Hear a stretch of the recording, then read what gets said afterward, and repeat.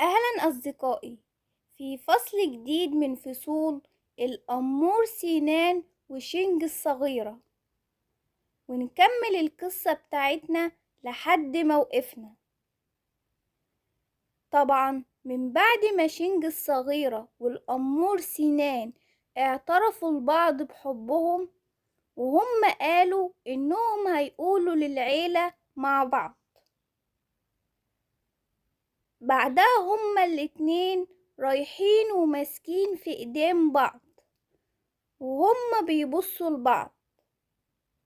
بعدها هما نزلوا وكانت أم شينج وسينان واقفين وشايفينهم وهما ماسكين في ايدين بعض.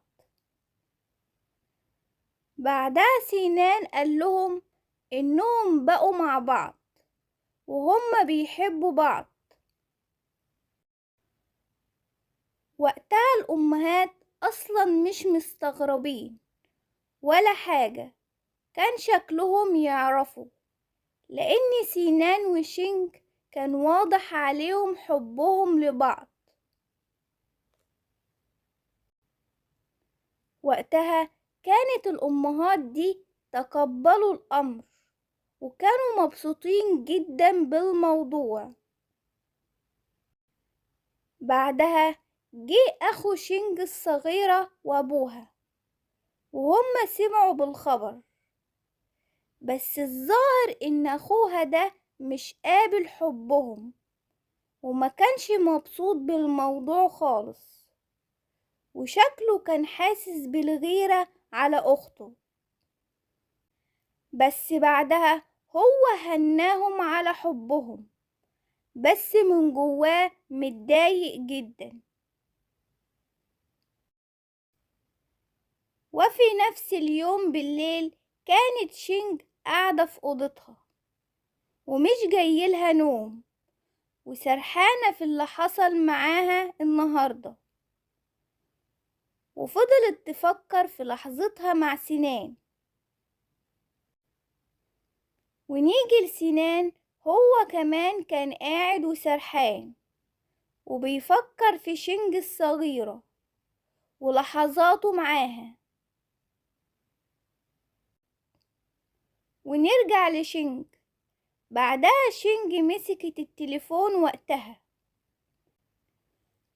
وسنان كان بيكلمها وبيبعت ليها رسايل وقبلات، وهي فضلت سرحانة شوية وهو بيبعت لها رسايل إنهم يخرجوا مع بعض في أول موعد ليهم هما الاتنين.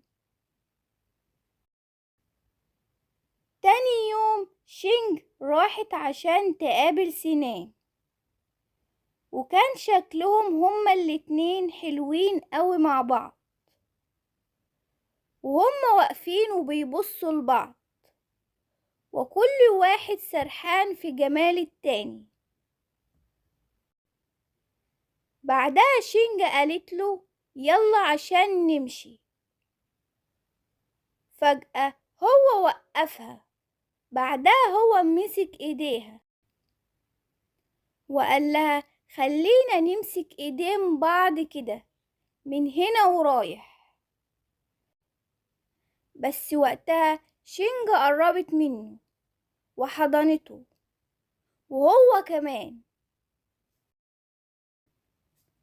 بعد كده سينان وشينج راحوا قعدوا في مكان وقعدوا ياكلوا ويشربوا مع بعض. وشينج وقتها قامت عملت حجتها إنها تروح الحمام، بس هي في الحقيقة قامت عشان مكسوفة، وهي فضلت ورا الباب تكلم في نفسها. وقتها لما هي رجعت بتبص لقيت واحدة بتكلم سنان على إنها معجبة بيه وبوسامته، بس هو مش معبرها خالص، وقال لها إنه هو عنده حبيبة ومش عايز يتعرف على حد. وكانت شينج واقفة وشافت كل ده وفرحت جدا وقتها. بعدها شينج جت وقعدت تتدلع على سنان وتتقرب منه عشان البنت دي تمشي، وهي قعدت تتكلم معاه في أمور كتير. ووقتها البنت دي مشيت.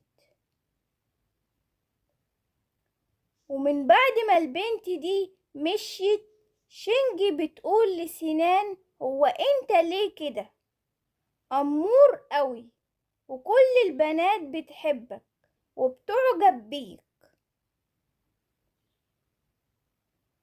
بعدها سنان قرب منها وقال لها: يعني انت شايفاني أمور؟ يعني أمال كنت بتنادي عليا قبل كده بأسامي غريبة ليه؟ بعدها وهم قاعدين تليفون شينج رن، فهي بتبص لقيت جاي اللي بيرن عليها.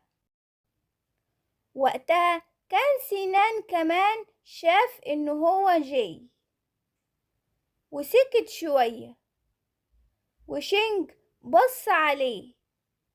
وبعدها سنان قال لها: انت مش هتردي ولا ايه؟ بعدها هي ردت، وجاي وقتها سلم عليها وطلب منها انه عايز يشوفها ويعزمها على اكل في اي مكان. وهي بتتكلم مع جاي، سنان قاعد جنبيها ومتضايق جدا، وشينج ردت عليه وقتها، وهي وهو فضلوا يتكلموا مع بعض. فجأة سنان جاب آخره وراح خد التليفون من شينج الصغيرة وهي بتتكلم مع جاي. وهو وقتها حط التليفون على ودنه وسكت شوية. وبعدها قال لجاي: قولي وعرفني الوقت امتى، وانا بنفسي هجيبلك شينج لحد عندك. جاي وقتها مش مصدق وتنح، وسنان وقتها سلم عليه وهو كان قاعد جنب شينج، وجاي ماسك تليفونه ومش مصدق. عشان كده هو عرف انه سنان مع شينج. وبعدها هما فضلوا يتكلموا مع بعض، وبعدها قفلوا التليفون مع جاي. وبكده يكون انتهى الفصل، وتابعوني في الحلقات الجاية عشان نكمل باقي الفصول.